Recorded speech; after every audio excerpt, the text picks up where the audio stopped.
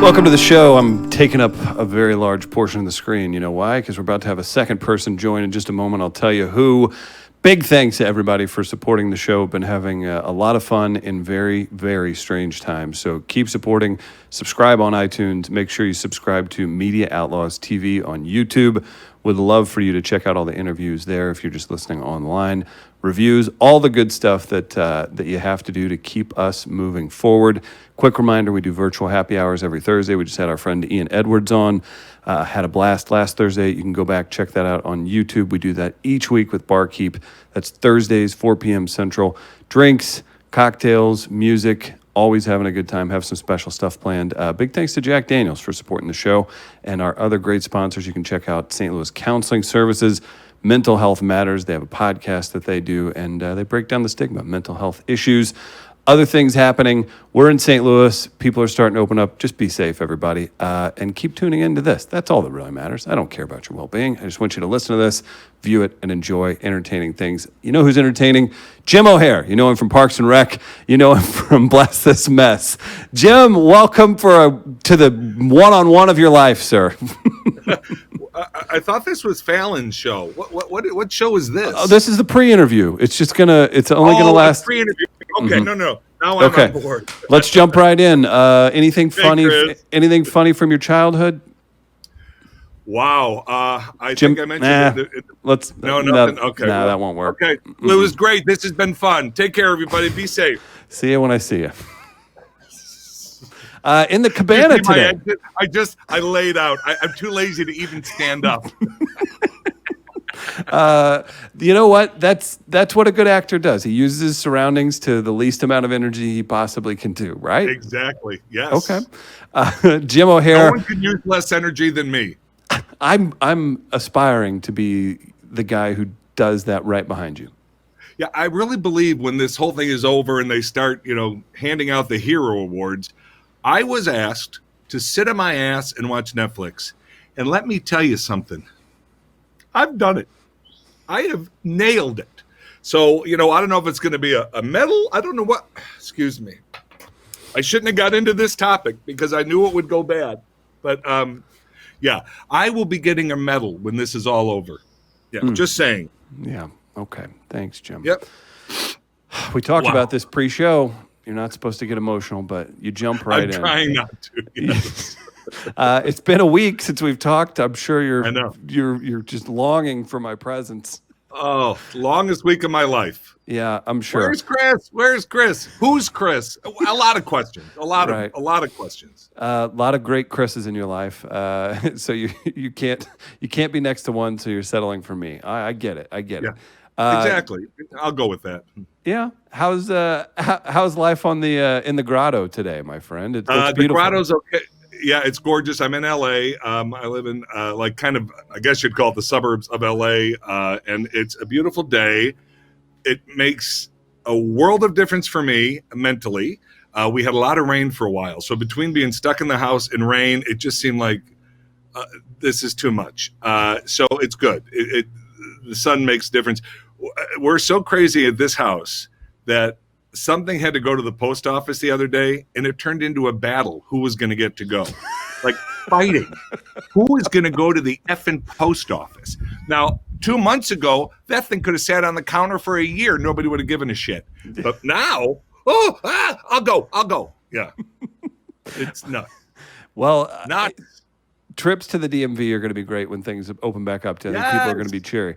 I am curious. I've tried to stay away from. It's fun to hear what people have been doing at home, but there's just so much, obviously, that you can get into career-wise with you. But I will do the boring stuff really quick. I am noticing here in Missouri, the state decided to open back up, and I feel like a lot of people are like, this is early. But then you have detractors doing this thing, like calling people pussies and I got to have a rock show and a goddamn Budweiser, and I'm going to have a good time. Like, I don't. And I have to have an AR-47 with me to do it. That's the correct one, yes. What I don't understand, too, you're a Midwest guy, so you're not, you're not you're not a brainwashed sheeple libtard. No, I don't think so. We'll see. Maybe I am. I like to think I have a functioning brain. Yes. Isn't that something? No, let's get into this real quick. I kept seeing it today, and I noticed behavior online, and I'm seeing people like, look at these bitches wearing masks. I'm like, what? How? Like, first of all, I would beat your ass. Like, let's get into that. Exactly. Like, I'll mess you up, man. No, I don't Yeah. understand the mentality, and as somebody who studies people for a living and emulates their emotions, Yeah. I want to know Yeah. what Jim O'Hare thinks about people kind of going back and forth. And by the way, I understand. If you've been cooped up and you're upset and you want to work, I get it. I totally get it. Why can't we be screaming for just like a sensible, like, okay, let's try this? Because I also don't like the full on like telling people completely what to do. I don't know. I'm in a weird place. Well, I'll give you my thoughts. I'll try to be careful because if I get too crazed, blood starts literally trickling down my ears. So I'll try to be quick about it. Sure. Here's the thing, and I didn't make this up. You see different things online. Years ago, when there were world wars and people had to go into all we're being asked to do during an event that has never happened in our lifetimes is to put a piece of cloth over our mouths. That is all we're being asked to do. If you want to add gloves, awesome. That's great. Cool. No one's making you, but they are saying we need to do this because you can be asymptomatic and spewing this all over the place. Is that tough? I just, and believe me, I want us out there. My business is shut down. I am looking for everyone to go back to work. And I also say this, if you want to go back and you're ready, go for it. But just follow the guidelines. Put the mask on. It doesn't seem to me like a big deal, though. I did get a kick out of the ones in Michigan who were at the governor's, and they have their their rifles and their machine guns and stuff with the mask on. So they're really brave. Yeah. They're ooh. I don't quite understand. I don't know. And I don't know how political your show is, but I'm a guy who has been an independent all my life. I'm a registered independent. I have voted for Republicans. I've voted for because I've always kind of leaned fiscally Republican and then socially, So I thought independent, and then it's going to depend on who's doing the thing, who I believe in. But what we're dealing with now is I don't know how to describe it. We have someone who's leading us during the worst chapter in our lives. Who can't put a sentence together and who changes things mid-sentence and who lies. I mean, I remember when he first got into office and everybody was like, oh, the president misspoke today. And at the time I was thinking, hey, he's lying. Well, now at least we're there. Everyone knows it's just, they don't use the term misspoke. Now it's just, the president lied today about the blah, blah. We're living in a world where our president of the United States of America, his first go-to is a lie. That is terrifying for me. Now, I know there's people out there. He's living in California and he's a libtard. Well, then if that's what I am, I don't think I'm that because I have other views that are absolutely not along those lines. But I know crazy when I see it. And I see crazy at these press conferences every day. Yeah, and I'm not kissing the rump of Mr. O'Hare just because you're on here, but that's about how I feel as well. I think it makes sense to kind of step back and analyze and look at things and see what you align with and have an opinion and maybe I could change this or maybe this could be this way. I'm totally fine with that. But absolutely, I'm all about people going back to where I want. Some people are saying, well, the Democrats, they don't want to get a vaccine. They just want every. What does that mean? What are you talking about? I can't leave my damn home. I want a vaccine. I want a cure. I want to go back to work. I want my friends to work and my family. I have nurses in my family, lots of nurses. I'm terrified for all of them. So no, I'm not. That makes no sense. It makes no sense. Yeah, and it's tough to deal with too because you're seeing people that you're like you're not dumb or maybe wait are you like that? And again, this is coming from a flawed person myself. I don't quite get why the thought process is to just start screaming like, "Well, fuck this disease. It's this. It's that." I'm like, Yeah. no, not that. Not that. No, Just let's. not that. these- Yeah. no. It bothers me. We've lost common sense. I really feel like common sense is, and I also believe, and I have believed this for a while, and I've actually had people who will send me, messages because I will sometimes, I've learned that I stop posting about it all because you don't change anyone's mind. That's what it is. But I have gotten messages from diehard Trump fans who will say, I am embarrassed, but I fought too hard. I don't want to look foolish now. So in other words, they're just going to keep going with it because they don't want to look like they made a mistake. Hey, we all make mistakes. Other than me, everybody makes mistakes. I thought I made a mistake once, but the mistake was that I thought I made a mistake and I hadn't. So I don't know what the rest of you go through when you make mistakes, but I would imagine it's uncomfortable.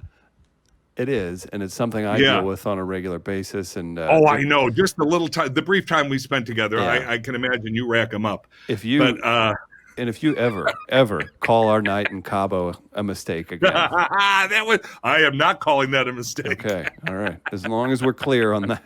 We are very clear. The mistake was thinking you'd split the room. Mm-hmm. Yeah, that Daddy was the Jim. effing mistake. That's right.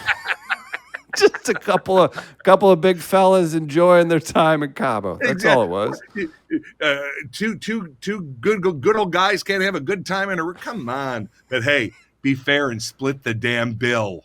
I will. Next time, I thought I was. I thought I was so generous as a lover that my wallet was unnecessary. If generous means 2 minutes later you're watching TV eating room service that I paid for, then yes, you were very generous. We were watching your show. I said you were such a good actor. Hey, this me. Son of a gun. He cut out. Right. I bet it was funny, too. You cut out. What'd you say? I said, nothing brings me over the top than watching myself on TV. Just when I'm like, I need a little something more. Oh, there I am. Lovable. That'll do it. Lovable fool. Yes. That'll do it. Oh, he's bumbling. Oh, he's bumbling. Oh. Fire attack. Oh. Oh, God. Yes. Yeah, that's the face I make, by the way. Oh. Oh, well, great. I just got a new meme or a new GIF that we can make. Jim. Okay, so I guess we should talk a little bit about some of the amazing things that you've done. So we didn't talk much last time. Bless this mess. I admitted it. I haven't dove in. Now, is that coming back for a new season? Don't know. I recur on it. I'm not one of the series regulars, but I think I feel like I did 9 or 10 of them this past season. It's a really fun show. It's basically a really fun remake of Green Acres. You take Lake Bell and Dax Shepard living in Manhattan. His aunt passes away and he gets the farm, and they just turn their lives upside down and head to Bucksnort.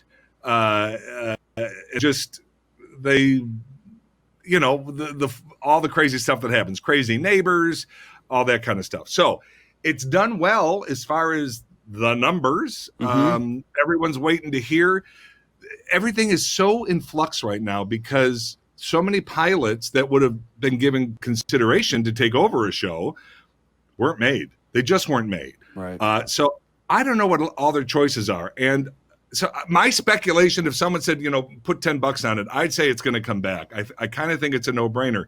But believe me, my thoughts on what has made it and what hasn't made it over the years means nothing.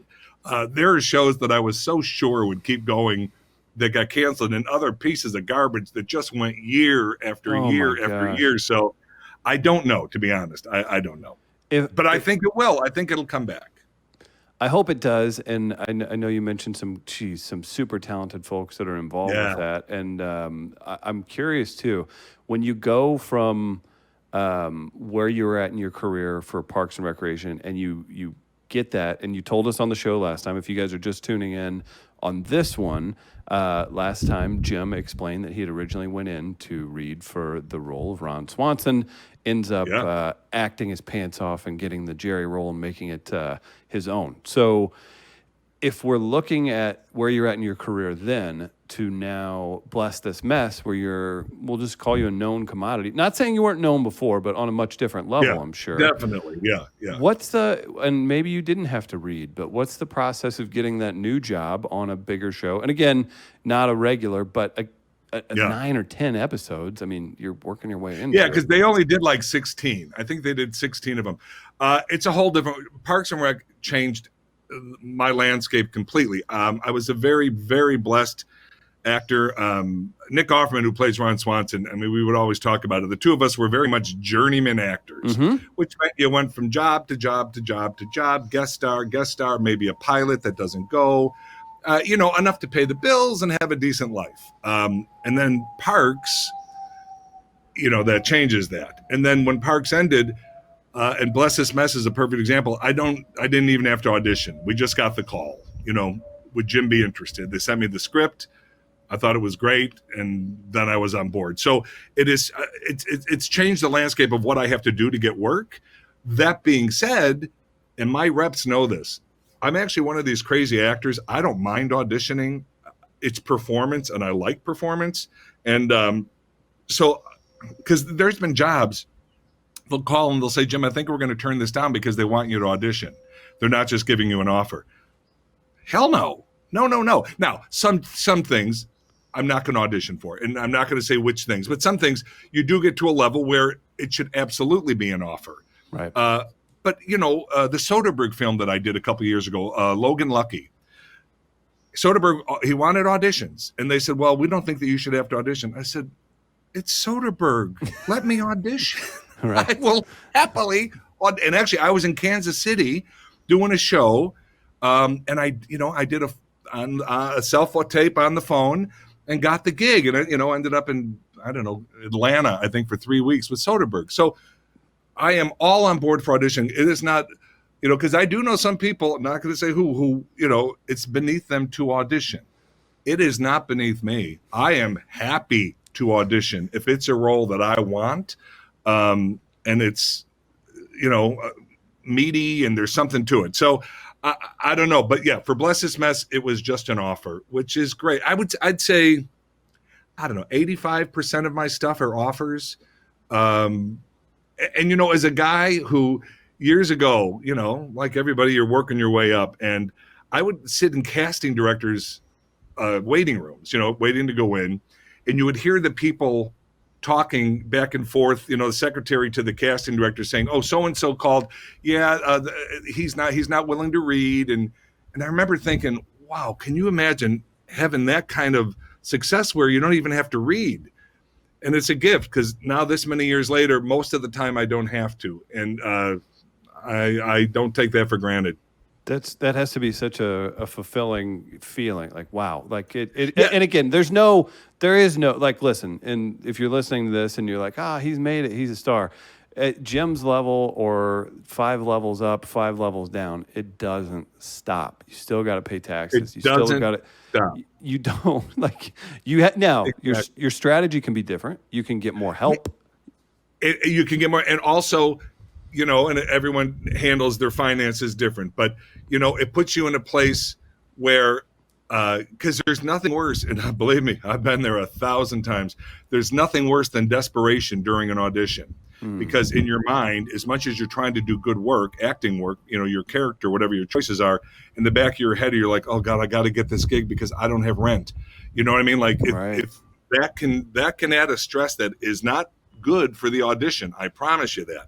So the nice part now is I don't stress about that. Like, and please, I'm not a gazillionaire, but I'm comfortable, and I don't have to, if a job doesn't come through, no one's going to kick me out of my house as of now. Now, next week, who knows? But as of this week, they would have to let me stay in my house. Well, so I think that makes it different. The pressure of finances, we always have that, unless you're, I don't know, a billionaire or whatever.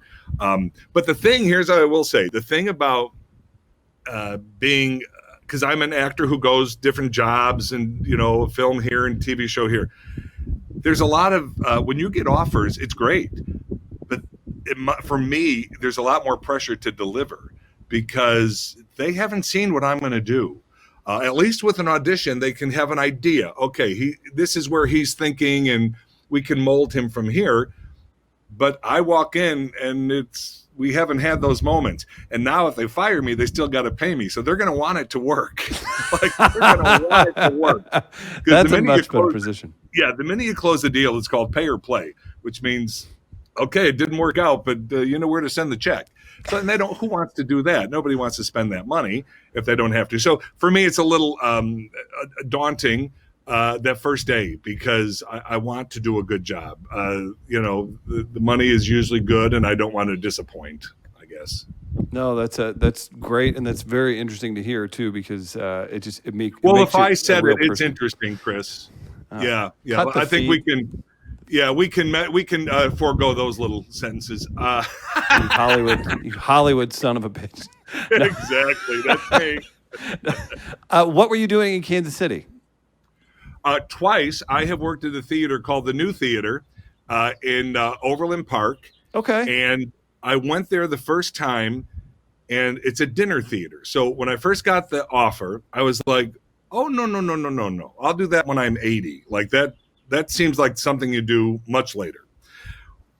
Was I wrong? And my agents gave me the scoop. It is the most amazing high-tech theater in Overland Park, Kansas.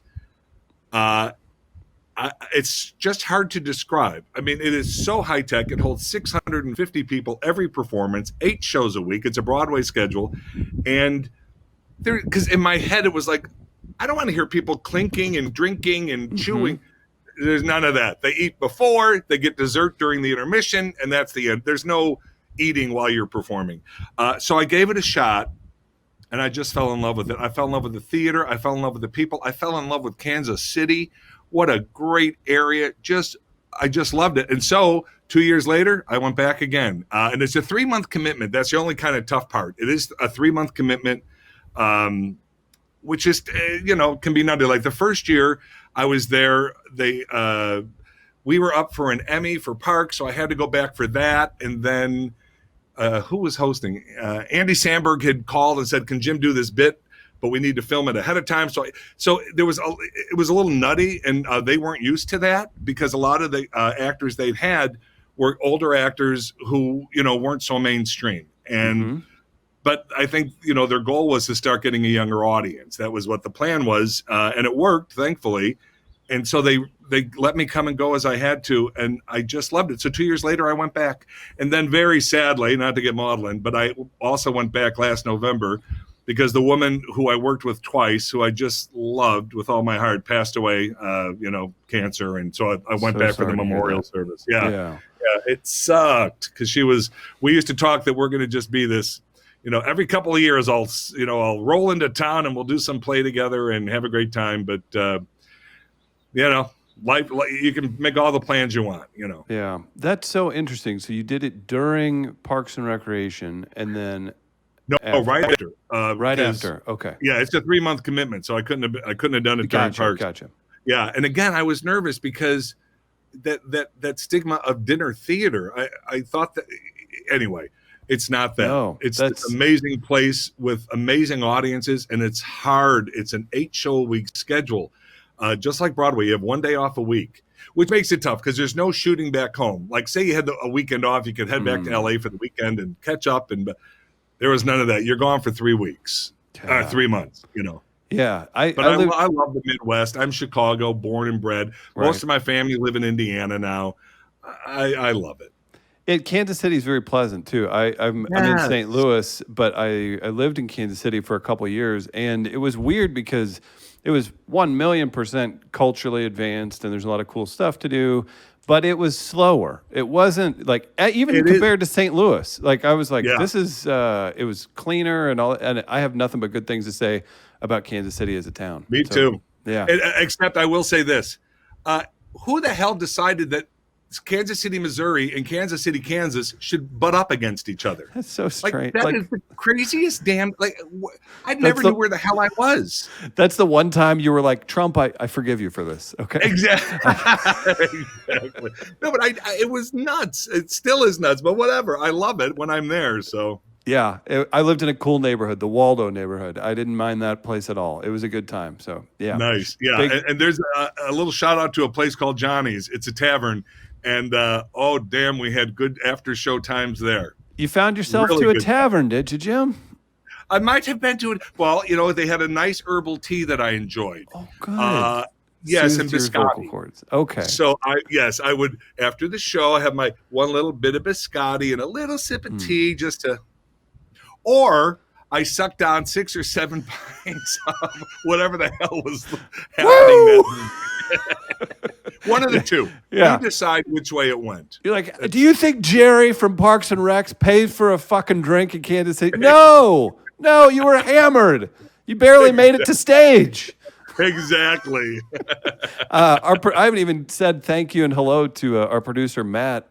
Matt does a great job. He did a flawless intro. He got the song up and everything. Matt, do you think, what would you do if you walked in and saw just a shit hammered in your head Jerry from Parks and Rec in Kansas City, Missouri, and you were passing through Kansas City? I just want to paint that picture. Passing through. Are we talking pre or post sobriety? That's an important question. Yeah. Matt doesn't drink. I'd say post. Yeah, post. Yeah, we want a clear view. Clear me. Oh man, I would come in. I would look over, and I would probably think to myself, someone needs to come get their drunk uncle. That feels like probably a solid. Yeah, that's fair. That's fair. Oh. Not that I wouldn't be entertained. Thanks for bringing down the mood, Matt. Yep, you're welcome. The cameras would be on. People would be videotaping that shit all day. Yeah, and drunk Matt would have humped a leg. Oh, I would have joined in. I would have bought the next 6 or 7 rounds, and we would have been the slop show together. But actually, let me tell you something about paying for things. It's so. God, how do I say this? I'll sound like an idiot. No, I want to. I know where you're going. This is good. This is good stuff. It's so uncomfortable because so many people are so generous. So they'll send drinks over, or I'll be wrapping up the night and I'll say, oh, can I have my tab? All taken care of. I've been at restaurants where I go to pay and they're like, oh, this young couple said they love you. Thanks for the laughs. And they took care of your bill. It is so sweet, but so uncomfortable. I'm not looking for that. I don't want that. I'm very blessed. I can cover whatever this. I wouldn't drink or eat more than I could afford. Oh God! Imagine that's a good TV thing. Like, you could have a character in a TV show. He's a former star of a TV show where he just hangs out at places like trying to get people to kind of expecting to get free shit. Yeah. Sorry, no, I get free shit, and I don't want free shit. And also, and I'll tell you this: when it happens at a restaurant, that means I can never go back there because to go back makes it look like, oh, look who's back for another freebie. That is not the case. I'd rather pay so I can come back and enjoy it again later. So, yeah, but it's all very generous. I did I walked into there was a Parks pop-up. Some bars do it every once in a while. Oh, that's awesome. It's amazing, yeah. So I was in Chicago. My niece was running the marathon, so I flew in to see her. And so, I forget, someone said, check this out. So I walked in there, and I didn't really know what to expect. Well, it was lunacy. And by lunacy, I mean, it was little Sebastian and all of our posters and body cutouts of us and hundreds of people, and it was wild. Well, I walk in, and there's this moment of, what is this? Is this, some guy in character? And then when the word gets out, it's really me, all hell breaks loose. In a wonderful, they couldn't have been kinder. But dude, so many shots. Because everything is snake juice from the show. So everyone's buying me snake juice. It's like, you guys, I'm going to be crawling out of here. We can't, this is crazy. But really sweet. Yeah. Really sweet. What a fortunate place to be in to be able to turn that down. But I know exactly what you mean. I walk through somewhere, and if I think someone thought I was going to bump into them, I'm like, oh, sorry. Oh, hey, sorry. Didn't mean to get in your way there. Is it because did you grow? I'm assuming you grew up Catholic. Is it? Yes, of Is course. that the problem? Is that our Of problem? course. Yeah. God forbid you hurt anyone's feelings or, no, it's exactly what it is. Yeah. Irish Catholic, the whole 9 yards. Yeah. Yeah. Okay, we got to the root of it. I got my demons, my friend. Oh, I'm sorry. I didn't mean to use the word friend. Anyway, I've got demons, my acquaintance. Edit that out, Matt. We can cut that. Already done. Thank you. Quick Appreciate delete. that. Tweet out that Jim O'Hare called me his friend. Thank you. Appreciate it. Already on Instagram. Okay, good. It's on Instagram too. We'll do that. Love it. You'll be hearing from my attorney by the end of the day. Strike that from the record. No, I guess I'm curious too. So whenever you do hit those levels that you've hit, and this happens a lot. People don't realize this a lot. All of a sudden, like we have short memories. We think that folks like yourself, it's that guy. He's a household name, or he's that guy. Think about, and I always bring up John Hamm. That's a great local example. He wasn't shit till he was almost 40, right? I mean, pushing that. You see all these guys make it. Occasionally, you'll see people kind of strike gold in their 20s, but you see those things happen. Is there ever because you're humble and you have been knocked down and worked for so long, kind of understanding the game, is there ever an offer that does come across that you do want to spit in their face? that you say, you think I would do that? Is there ever anything? Okay. Every day. But here's the nice part. I don't have to deal with it. Your reps handle that. So I have a manager and I have agents. First of all, my favorite thing, and it's only happened twice, but I've loved it. People who wouldn't deal with me before I had any notoriety, and now they're looking for Jim O'Hare, and my favorite thing is to go, oh, no, I wouldn't be interested in that, but thank you. Mm-hmm. That is my favorite thing, which goes to show I have a very, vengeful bug flying around here. Oh, I thought that was an effect. I think it's because I don't shower. Could that be it? Yeah. You're going to be seeing people soon, Jim. Make sure you clean up. Yes, I know. I should do something. Also, I noticed on this camera, I'm hoping it's the lighting. I think I'm going bald up here now. Like, I can't even get my finger on it because I'm so confused. I think you've got a good swoop, man. I got it here, but what's going on right here? It's just the lighting. It's the lighting. I think it's the lighting. Yeah. I'll tell myself that. No, but I will say those are nice moments when people who wrote you off in the past, you weren't part of their in crowd. I like that. It's happened twice where I've gotten to go, no. Now, I wouldn't cut off my nose to spite my face. Wow. Somebody, we should start using that. You put that on a t-shirt? Yeah, that's interesting. I just made that up. Mm-hmm. I wouldn't do that. So if it was a good gig, I certainly would do it. These were jobs I did not mind passing on, and it felt good. I don't know. That's childish. I realize, but it felt good. What are you going to do? I know what you mean, and then that becomes its own struggle because you're like, I can't deny how good this feels. Yes. Well, no, and I would only say it to like my manager and my agent, screw them. Remember when we tried to blah blah blah, and they wouldn't even look at us, and all that kind of stuff. Because it's amazing how all of a sudden you're talented. It's amazing how all of a sudden you're talented. Well, look at that. We didn't know it because we wouldn't see him or bring him in. Right. Apparently I have some anger issues. Yeah, I really do. Those are pent up. I understand. Yeah, no, but it is in many ways, and believe me, I love the business and I bitch about it every day and I love it. It is in my heart and soul. I love what I do. There's an expression, another one that I'll say that I made up, called "If you love what you do, you never work a day in your life." Yes. And I really feel that I have that, and that is such a gift. I have friends who are like, attorneys, and they can't wait till it's over, until they can retire and be done. Medically, obviously, something could happen, and I wouldn't be able to work anymore. But other than that, until they put me in the ground somewhere, I got nowhere.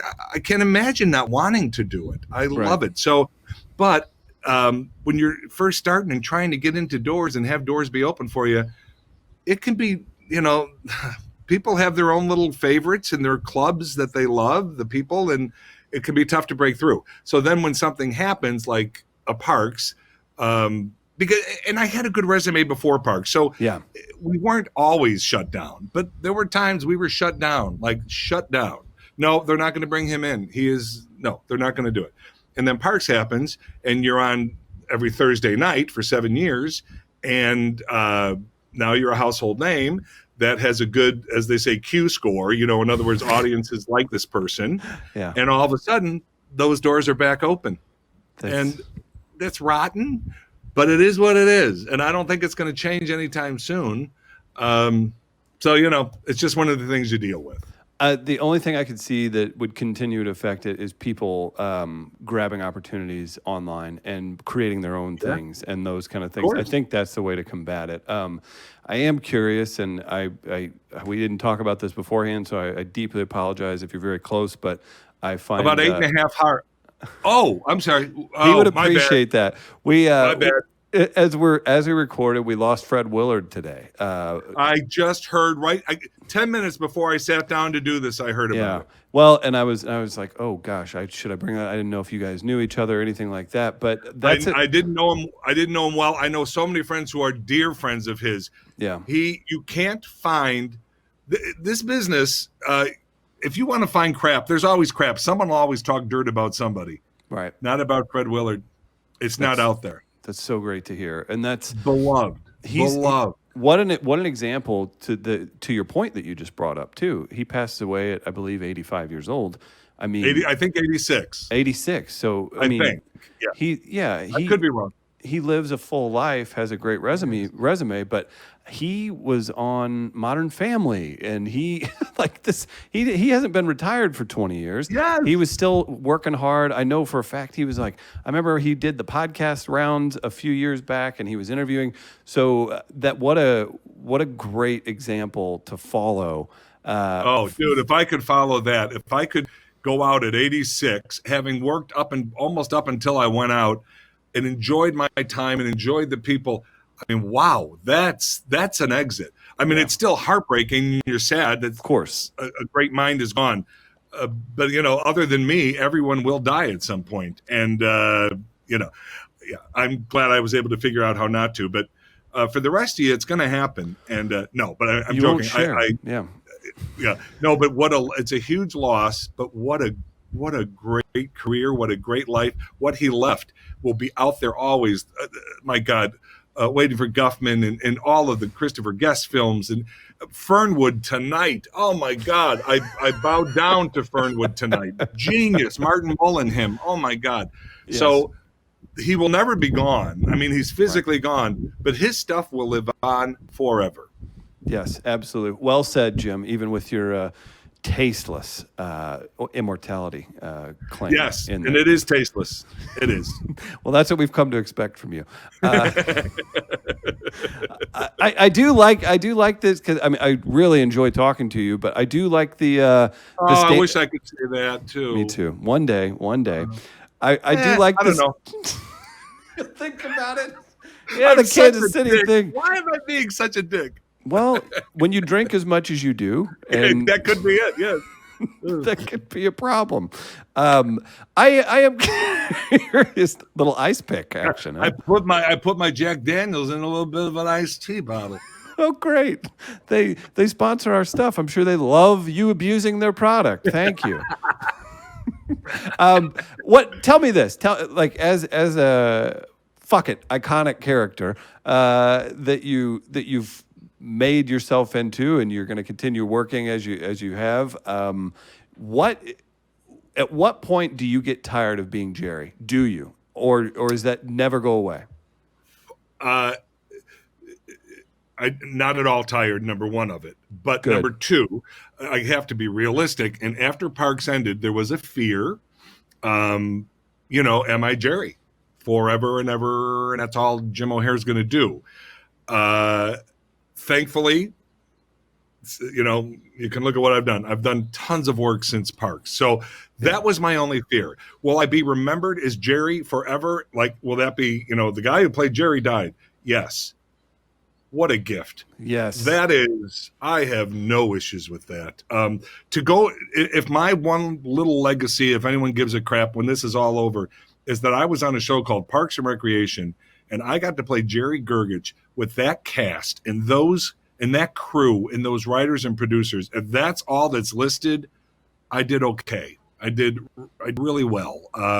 It's more than I ever would have dreamed of in my life. So no, Jerry can be with me forever. I think I've been able to do other work that has shown that I'm not just Jerry. I don't fumble and bumble in everything I do. So no, that's okay. Jerry is someone like Bob Denver. He told horrible stories after Gilligan's Island. Yeah, That no one ever saw him. They saw him nothing other than Gilligan. And again, there was realistically there was a little like, well, okay, let's see what's out there now. Maybe this was it. Maybe this is going to be tough to break from. No, it hasn't been, and yet we still get to revisit it. We've done cast things here and there together. Then we just did the new episode. So I couldn't love Jerry more. I couldn't love him. And I always say, I wish I could be half the man Jerry Gergich is. As much as he fumbles and bumbles, he got a heart so damn big, and he's got a family who just thinks he's the greatest thing that's ever walking, and he's got a huge penis. So It's really art and life coming together. You know what I'm saying? That's the genius of the character and the actor. The genius. Yes. Because they said, Jim, will you be able to play this character with a huge penis? Can you go there? I said, I'm already there. Roll camera. Boom. You're hired. Roll camera. Boom. Rolling on a bell. Let's do this. A bell end. So, okay, good. I was about to say something heartfelt, how I love how you can connect with that, and you top it with the cock talk. So thank you for keeping us where we're at. Yeah. No, but in all honesty, Jerry, maybe I would have a different feeling if I had been stuck for these past 5 years as Jerry. Maybe I'd be saying, well, it's been a little rough and I haven't been able to do that. Well, I'll tell you. It's not the case. I'll tell you how that ends. It ends with you at the Laugh Factory, maybe on something up your nose, and you say the N-word trying to do stand-up comedy. That's how that ends. That's how that You know what? That's how it begins. I'm doing it right now. So listen, you filth. Oh man, I think that's probably the most modern example of you kept yourself typecast, man. Yeah. No more opportunities. No. Thankfully, those that would never even. It would never even. Let's clear that up. That up. I don't have to even think about that. Yes. Good for you. Okay, so say over the next couple of years you get to handpick a couple opportunities. What's keeping you busy if you get those opportunities? I'm very interested in this. Wow, it's interesting. After Parks ended, so again, what are you going to do? What's going to happen? What's the interest? What are people interested in me doing? Blah blah blah. You didn't know. Will it just be Jerry? Well, right away I did a film called Middleman. I think during all of this craziness, it might be on Vimeo for free. I believe it's called Middleman. Did you shoot it in Van Nuys and that was like the position of where you were at, like Middleman? Like was it? Did you? It was a stand-up comic. Oh no, okay. I was thinking more like you're a porn thinking, shoot. Oh, you okay. filthy. Yeah. You know what? If I'm having a clean conversation, why can't you? I apologize, and it'll never happen. Wait, again. Hold on. I have such terrible crabs. Oh God. Okay. Anyway, I'm back. You'll edit that out for me? Yeah, sure. Okay. It's already tweeted out.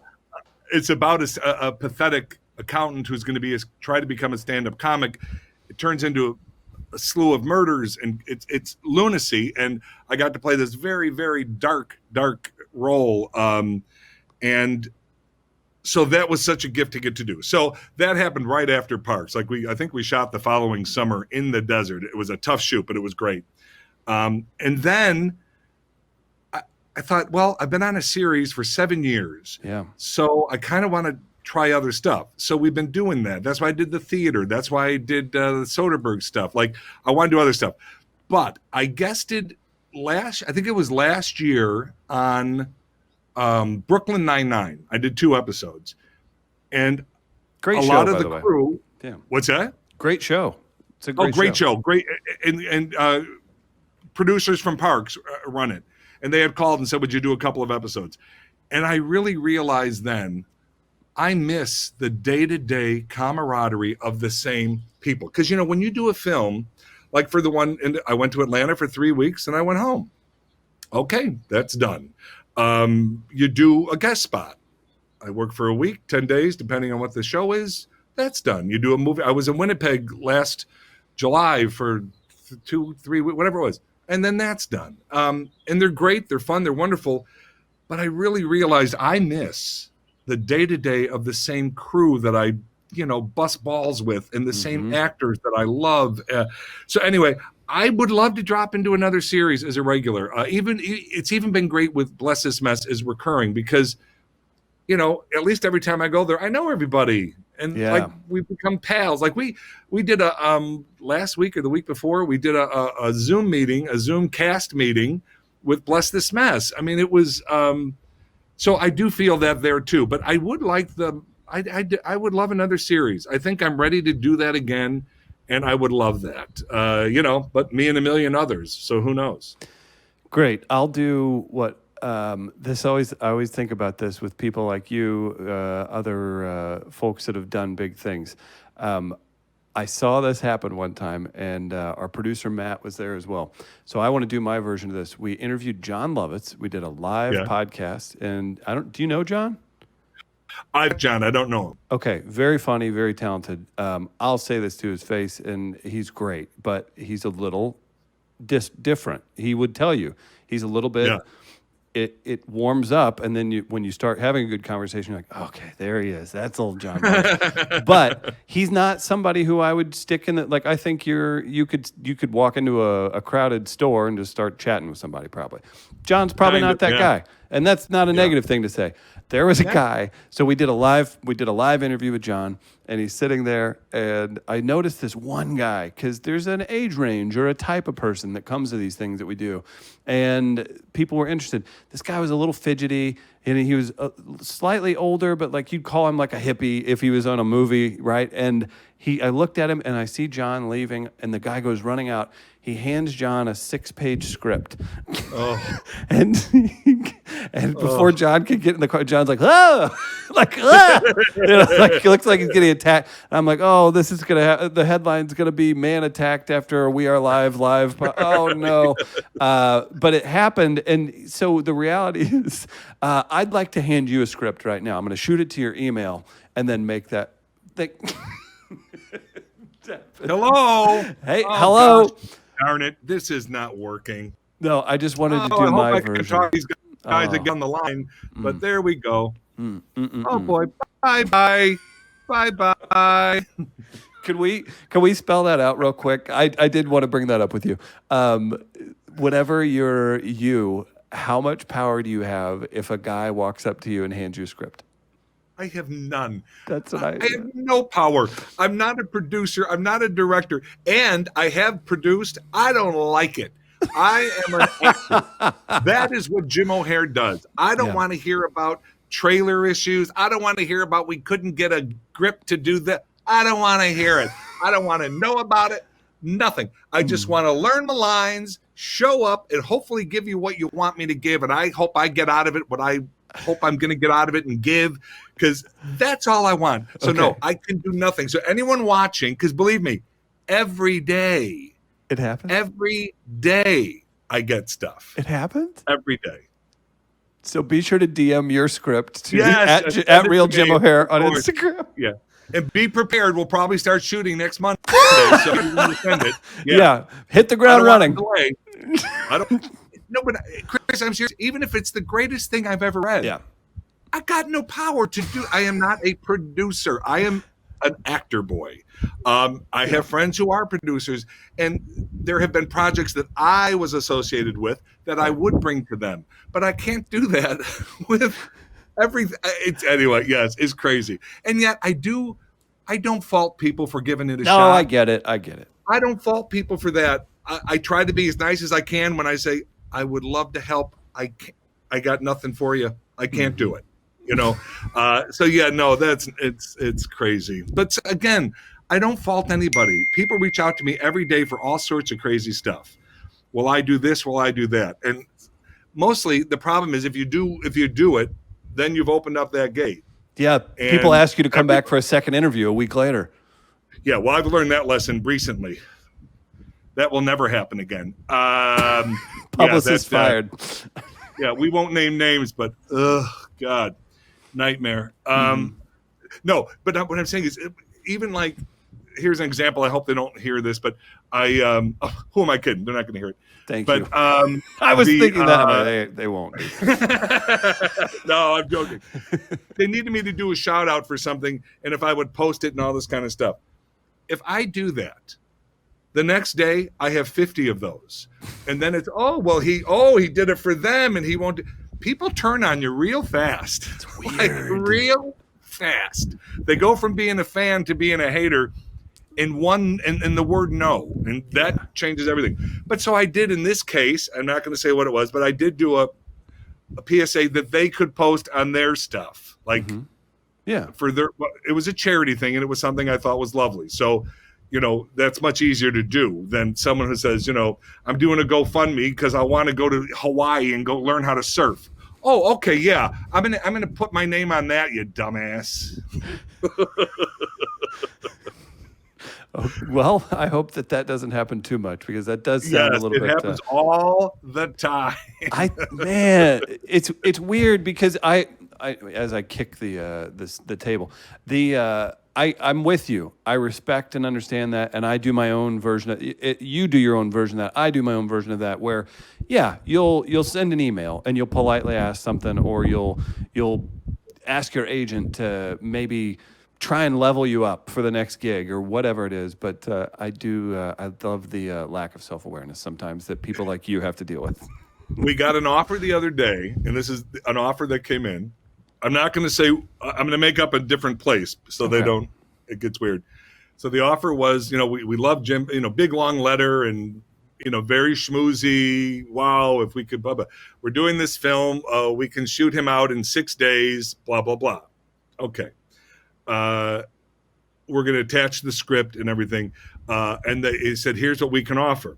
We can offer him a coach flight and a shared hotel room for the 6 days in, I'm going to say New York. It wasn't New York, but it was equally as far from California. Okay. Well, let me tell you what's wrong with everything right there.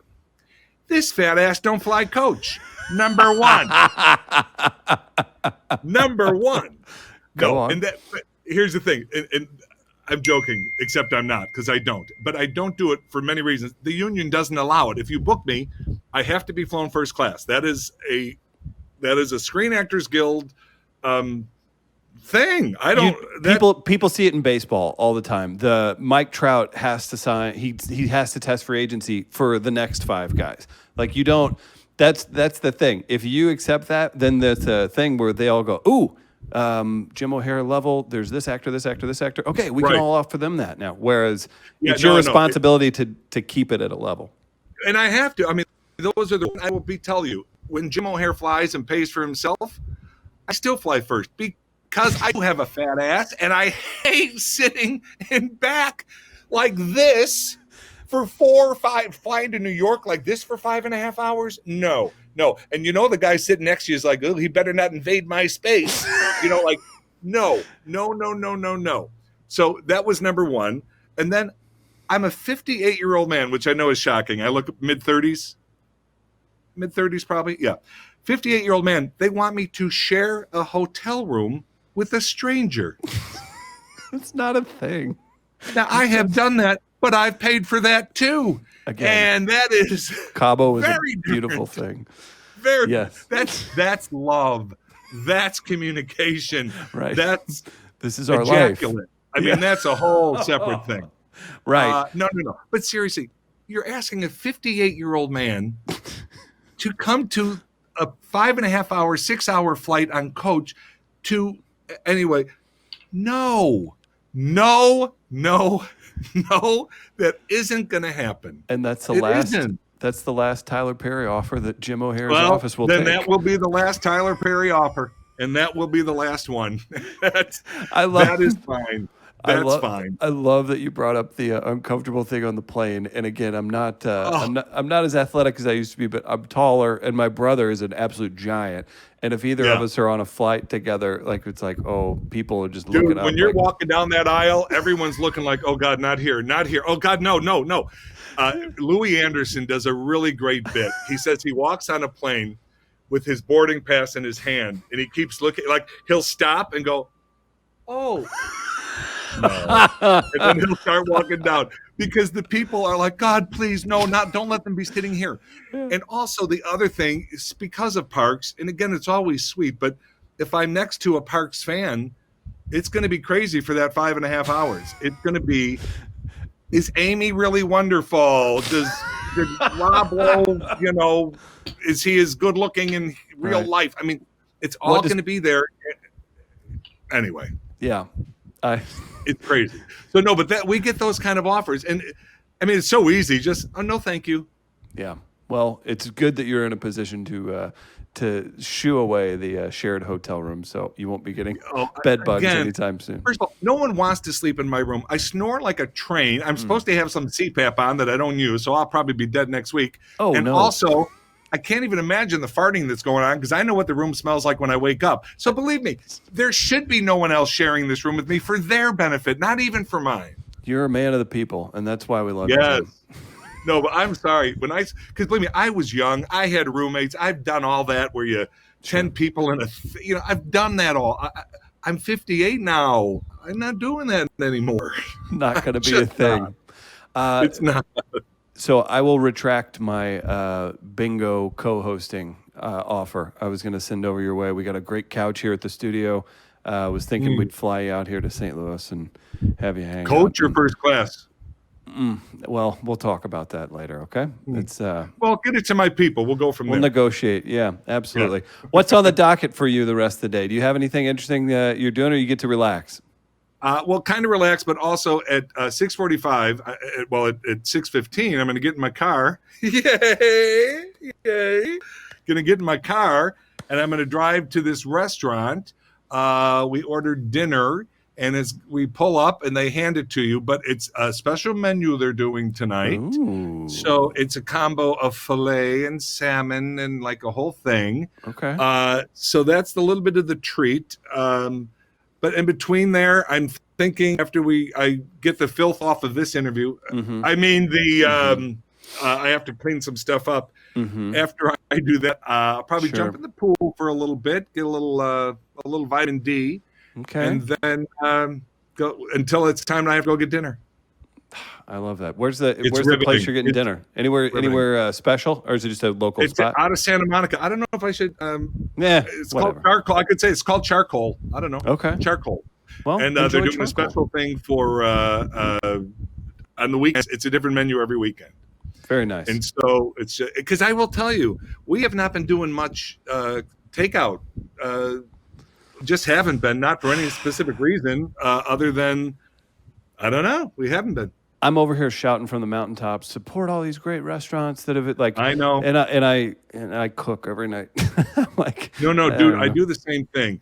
And I have done something that a lot of people suggested, and I have mixed feelings about it. But a lot of restaurants are asking that you buy gift cards to their restaurant because then it gives them immediate money. So I've done my favorite restaurants. I've done it with all of them. That's cool. My concern is when it's time to use those They're cards. gone. Either they're gone or how are they going to survive if everyone's 3 months from now we're using all the cards? So I think the really only way to do it is to throw the cards away and consider it donated money.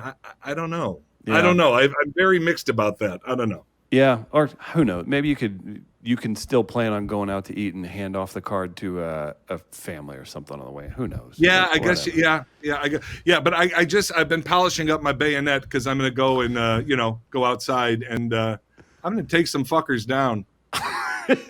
Yeah. Wow. And I'm not going to have a mask on either. Ooh, Corona, come and get me. you bad son of a bitch. Oh, I'm Look bad, at you. baby. Jimmy, Bad to the Jimmy, bone. Jimmy. Well, I'm going to let you get out of here, get in the pool, cool down a little bit. I wish I could say we both enjoyed ourselves, but we know the answer to that. He's shaking his head. I get it. Okay. No. But you know what? I did enjoy knowing it would end. And that's to be honest, it's gotten me through it. Yeah. We all need those It really has. affirmations, and I'm sure the signs of the signs of the cross got you. Yes. Yes. You remembered your training. Oh, please. Dude, this is the first time in my life that I remember that I didn't go to Easter Mass. Like, yeah. That's never happened in my life. Like, again, the Catholic guilt. I go on and off to Mass, but during Lent, I tried to never miss. Yeah. All of a sudden, I think I went the first 2 Sundays, and bye-bye. That was the end of that. So, yeah, it's been weird. It's just been weird. Well, I'm sure you're tuning in every Sunday to like live stream Mass, right? Yeah. Let's go with that. Okay. Do you have proof either way? God's watching. Oh, every time he gets me. He's got you cornered. All right. Bless you, Dennis Jim. Miller said once, because people think I'm like the nicest guy because of Jerry, and then they get to know me and they're like, he's a filthy pig. And you and Bob Saget should do a tour. Yeah, exactly. No, but I say what Dennis Miller said, which is, my God thinks I'm fucking funny, because he gave me whatever this sense of humor is. But it is true.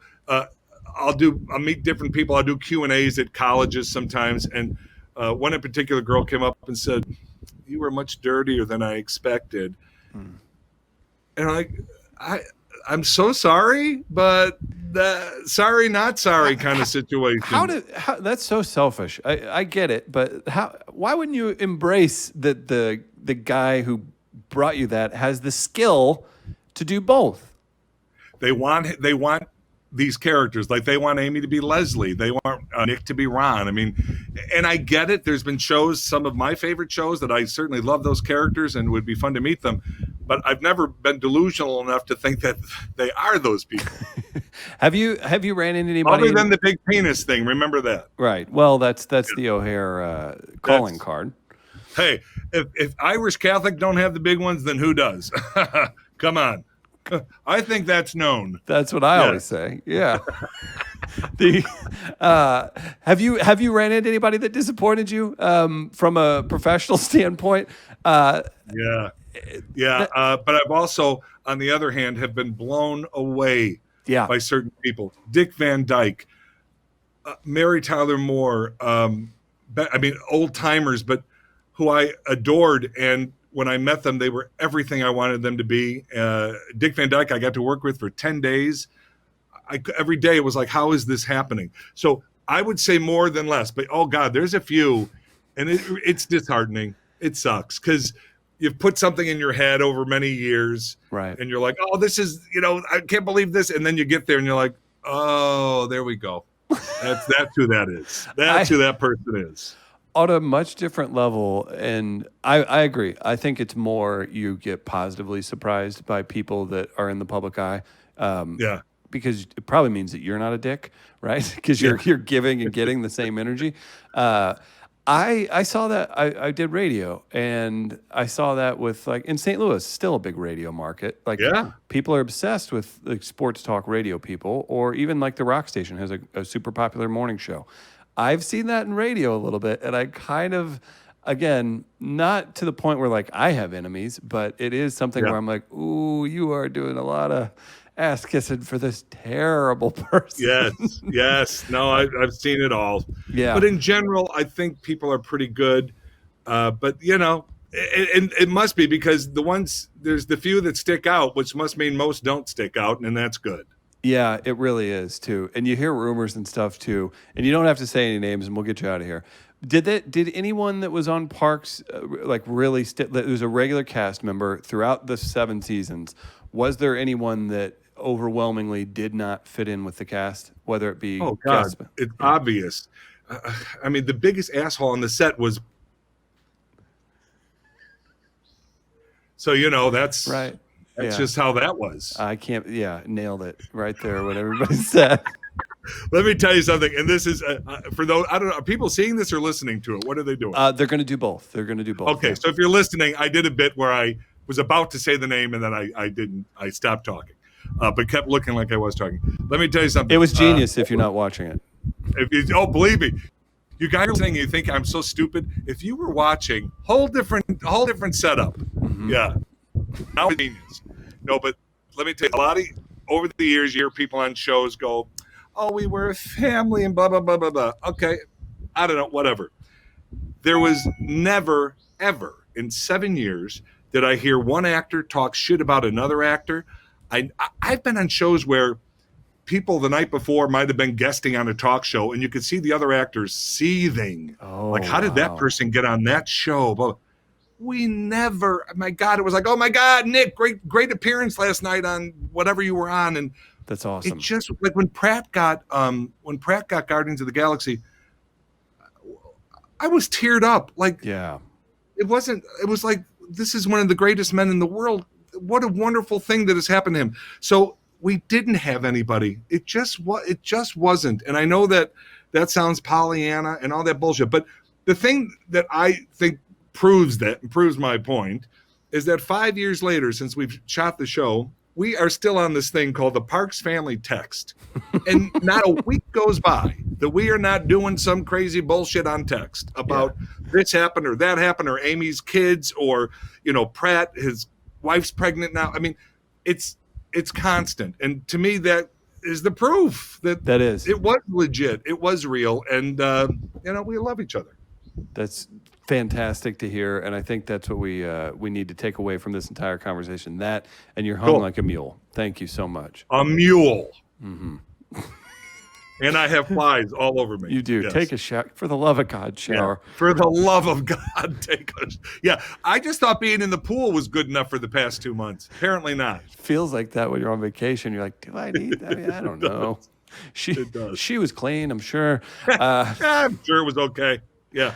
Jim, you've been a saint. And again, look for those offers. I'll be sending those over your way. We've laughed. We've cried. In my case, I've shit myself. So it's really been lovely. Thanks, everybody.